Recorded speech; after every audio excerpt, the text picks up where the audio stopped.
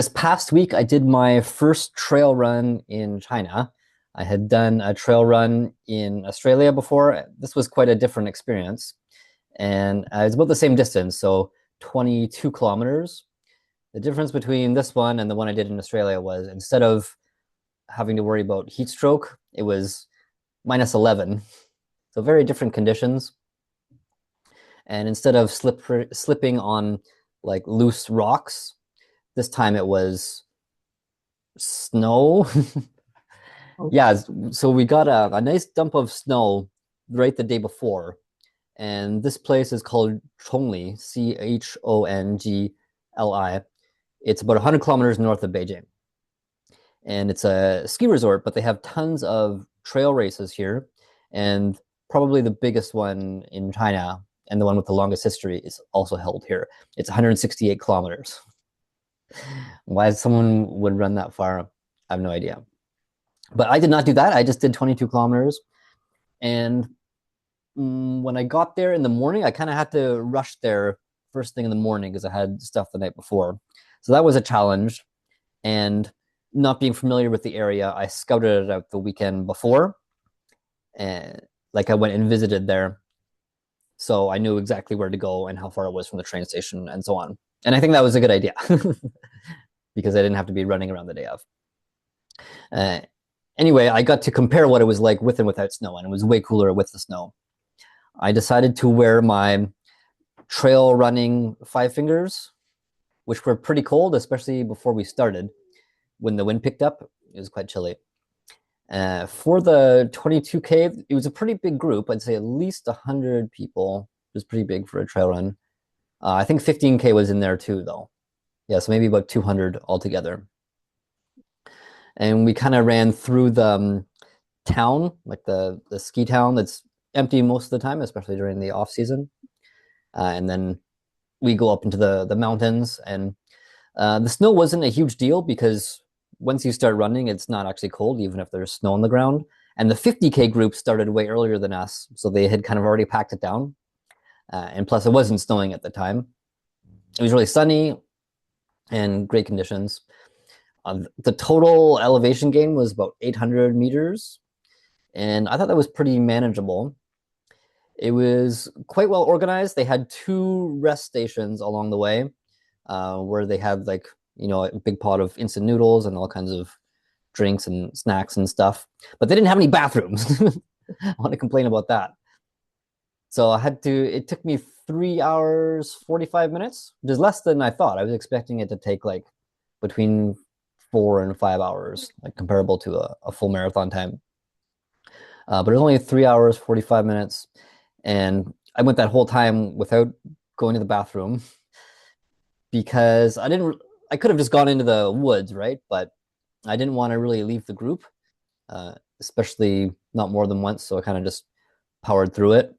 And then later on, another runner and I were running together. So I didn't want them to have to wait. And the result of that was that I didn't drink a whole lot of fluids. I drank 2 of these fruit and vegetable purees, which are great because they're both water and food, right?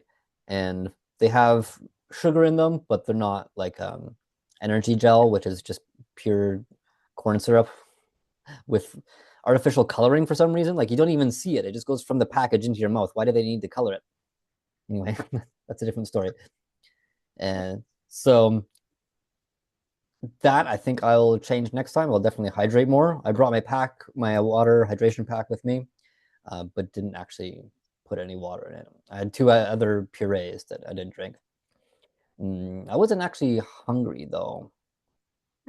And then afterwards, when we finished, it was a lot of fun. I took some footage. There's footage on the YouTube channel, which you can see at youtube.com/at Nick Angiers. And I did that with my head cam. So you can get first person footage of a lot of them, the highlights of the run. Probably the biggest highlight was coming down these hills on the side of the mountain. They were super slippery, and there's no way that you could stand without slipping and landing on your ass. So that's what we did is we just sat on our asses and just slid down the hill, and it was total chaos. Like people were crashing into each other and like screaming and yelling. It was pretty priceless. A lot of people don't really have any experience with that kind of thing. There were some ropes, but very little, and and the trail wasn't designed for these kind of conditions. It's designed for more dry weather. And most of the trail runs in this area are, starting from April up until October. So it's pretty rare for there to actually be snow for this, which was pretty cool and quite a coincidence. And yeah, other than sliding down the hill and crashing into each other, I eventually made up a style of sliding where I put one foot under my butt and then stuck one other foot out, and then used my hands to push myself forward. And that worked quite well. Kind of improvised that. But it was a lot of fun, and I don't think Kind anyone got hurt. I just want to check there. So kind of like a turtle on its back. Is that what am I imagining that right? But sitting up, kind of like I was sitting on a turtle Ah, and it was crawling. okay. That My like a foot underneath me capybara. was a turtle. Sure. Capybara with a turtle shell. Why not? Makes sense. And yeah, all overall, it was very well organized, and the crowd was really awesome. I'm totally hooked on trail running now. I find one big difference between trail running and road running is that people don't really care about their time. I think I came in 22nd overall, and I wasn't even really trying. So I think a lot of people do it kind of just for fun and for exploration. People aren't really that competitive. And a few times we were trying to go around other people. A lot of people just walked like the whole last half, right? So it wasn't really competitive, and I kind of like that vibe with road racing, especially the shorter distances, like half marathon. There's so much talk about your time and pace and everything, which is cool, but I don't know, it gets a little tiring after a while. Like, can I just do this for fun? Whereas with trail running, it seems like that's what the focus is all about, right? So I'm pretty sure I'm going to be doing probably more and more trail running. I'll still do road running too, but I think I might focus more on trail running. It's also really good for traveling because there's so many places around China that have these trail races now. So it's a great way to explore the country. Whereas with road running, you kind of really just see the cities, so it's not quite as cool. Still cool and more convenient, but each mountain is really different, right? And there's different conditions, different challenges. Yeah, so that's my first experience trail running in China. Cool. And I guess first thing I'm curious about, now that you've done one in Australia, you were worried about heat stroke and now completely the opposite. Do you have a Mm. preference or do both have their own appeal? Oh, heat stroke definitely isn't fun and more dangerous. Like with the cold, yeah, it's cold, but you're not really going to get frostbite, right? It was -11 when we started. I think I went up to like -8. And once you stop running, it gets pretty chilly. And I really wanted to get out of my wet shoes, but it wasn't that big of a deal. And most of the time, it's not going to be that extreme, right? It's going to be somewhere in between 4 or 5 degrees and I don't know, 20 plus degrees, especially up in the mountains where it's cooler. So yeah, if I had to choose, I would definitely choose cold over hot. Okay, that's good to know. One other question. If you were to recommend, now that you're an expert, to slide like a capybara wearing a turtle shell or hold the rope and go down like that, which do you think would be more efficient and or safe or fun? I believe the technical term is capybirtle. I think you mean He's capoeira? No. he's got these long, skinny legs that stick out of the turtle shell. And what was the question? I wasn't even listening. Cowabunga. It was what is the best way to go down those kind of hills? Would you use the rope or focus more on sliding with your hand like that? Or is the Well, I think safest, most fun? the trick is to panic as much as possible. I think that creates a really welcoming atmosphere. I think I agree with that. And the ropes help a bit. Trees were pretty handy when there were trees. But I think it's just more fun to use people instead. Sounds like a beautiful kind of chaos. Yeah, so that's my tip. Lots of crashing. Yes. That breaks the fall. You can keep your speed at a safe Yeah, level. break each other's fall, Yeah. And each break each other's other. arms. Yeah. Yeah, so that's my second experience trail running overall and first one in China. What have you been up to? Yes, so for me right now, I'm in Da Nang or Da Nang or Da Nang or Da Nang. There's many ways to pronounce it depending on where you're from, even within Vietnam. But yes, I'm in a city most often called Da Nang, I guess in English, and it's on the beach. Beautiful city. I've been here since last Friday for the Da Nang International Marathon, and it was a great experience, really positive overall, and actually very international and very international in a welcoming way. Because a couple of weeks ago there was the Seoul International Marathon, and I guess I don't mean to talk bad about other races, but it feels like it's just like okay, let's run a fast marathon, get it over with quick, fast, fast, fast. Cut off time 5 hours, and it's not so much about the experience of really traveling and welcoming people. It's about the official marathon time. It kind of feels like that. But here, of course, there are competitive people always, but the cutoff time is 7 hours, and there is just so much to welcome people from many countries around the world. So that was really fun. For example, on Friday evening around 5 p.m., I got here Friday morning. So at 5 p.m. on Friday, I participated in a shakeout run. There's 5 kilometers. Anyone who's participating in the marathon or any distance, there's 5K, 10K, half marathon, full marathon. Anyone can come join. And they had two groups, a slow group and a fast group. And here, the fast group is anything under 7 minutes, which is very different than places like Seoul I mentioned, where fast would be slow would be like, oh, you only run 5 minutes per kilometer, something like that. So yes, it felt much more welcoming for people who just wanted to travel and be tourists, in opposed to as opposed to really competing with running. But yeah, I participated in that. It was great. Met people from lots of countries. I was running that in my sandals with socks, and I was doing pretty well. Of course, it's not a competition, but I was near the front, was doing well. But then I got passed by a man who had sandals with no socks, and that was shocking. But I think he went up too hard, and right around kilometer four and a half, about 4.5 kilometers in, I passed him. And I did finish first, but it turns out it was not actually the finish line because I forgot they instructed us that where we started is not where we finish. It's out and back and then some. There's 200 meters to get to a restaurant where they had an after party, like meet and greet, some free drinks and things like that, ocean view. So I stopped and went back, and then everyone kept running. I said, where are they going? What's going on? But I like our stuff is all over here. Then I remembered, so I ended up coming like 40th, so that was a bit disappointing. But anyways, it was great to meet people, a very fun, welcoming experience. As for the race itself, yeah, it was lots of fun starting at 3 a.m. Weather was perfect. Probably the best weather I've had of any run in Vietnam so far. It did result in me getting my, I guess, marathon PB for Vietnam races. So I got 4 hours and 13 minutes and 20 seconds.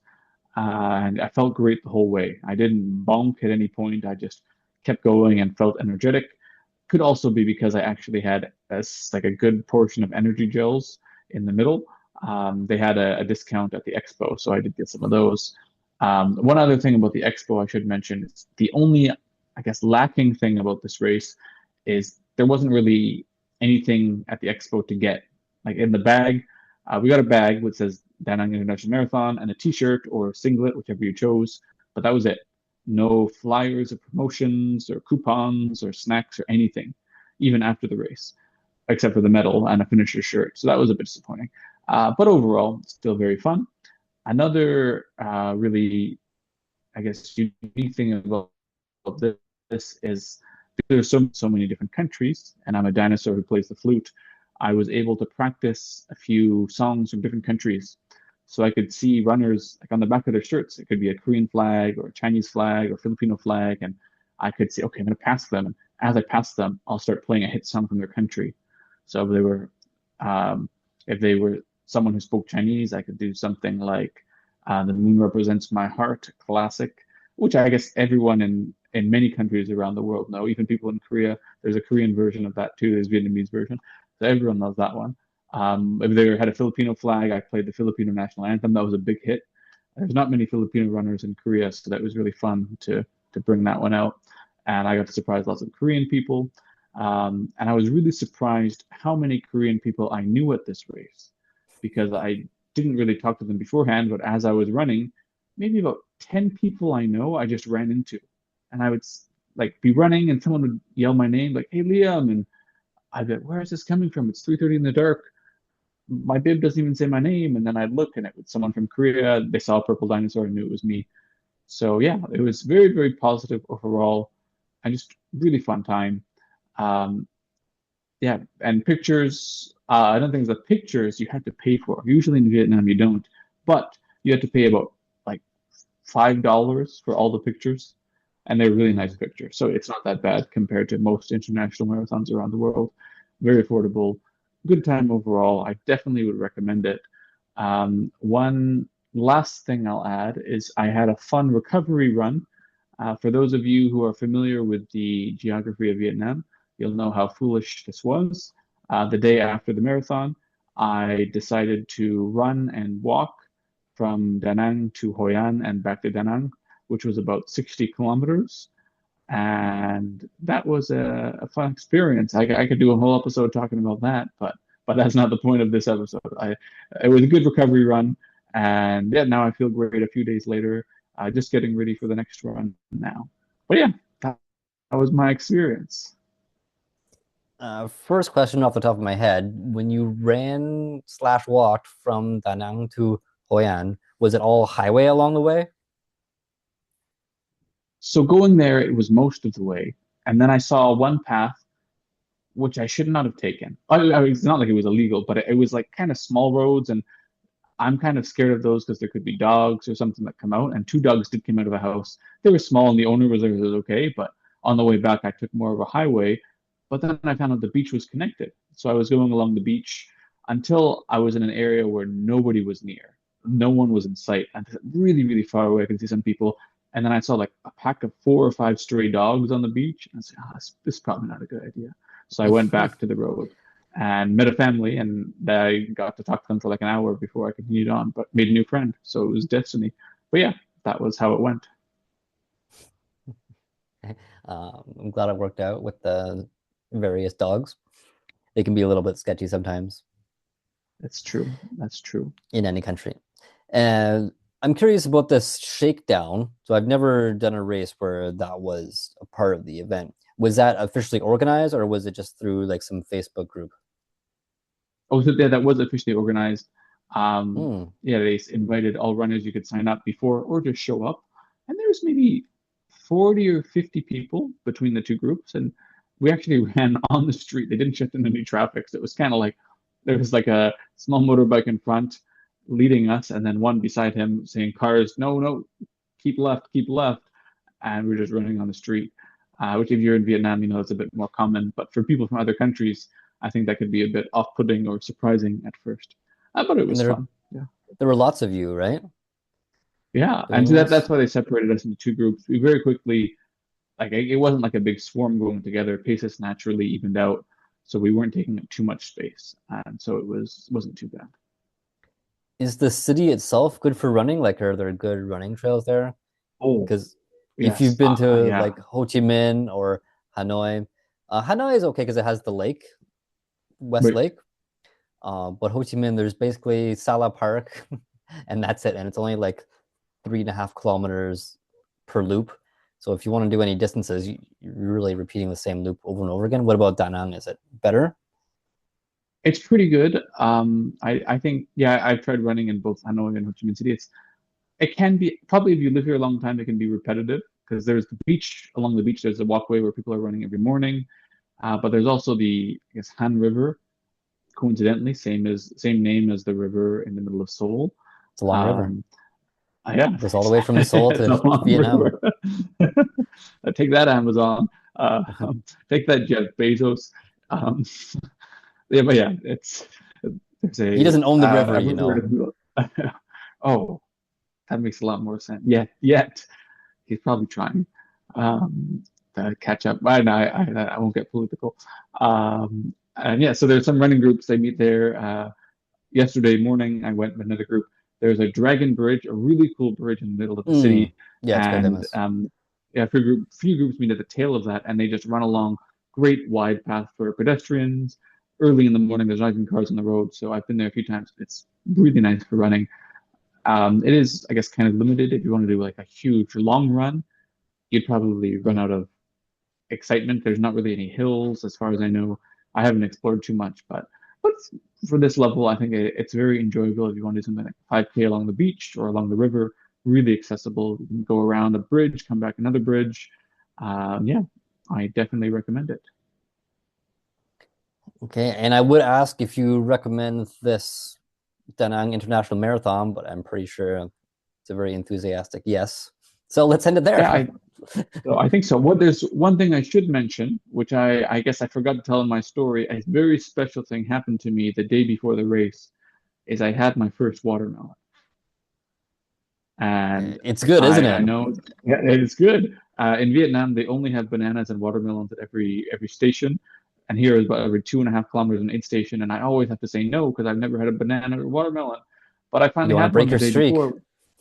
Exactly. But I broke my streak, and so I got to eat one during the race. Yeah, when it's hot and you're thirsty, watermelons are good.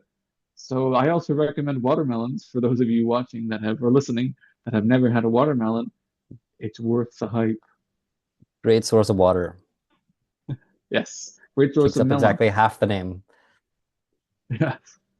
Okay, well, congratulations on joining the watermelon world. Yes. Thank you, Herbie Hancock. The big step. Well, yeah, it's exciting to be in the club. Okay, that's all for this excitement-packed episode. This episode was brought to you by capybardases, but most importantly, watermelon.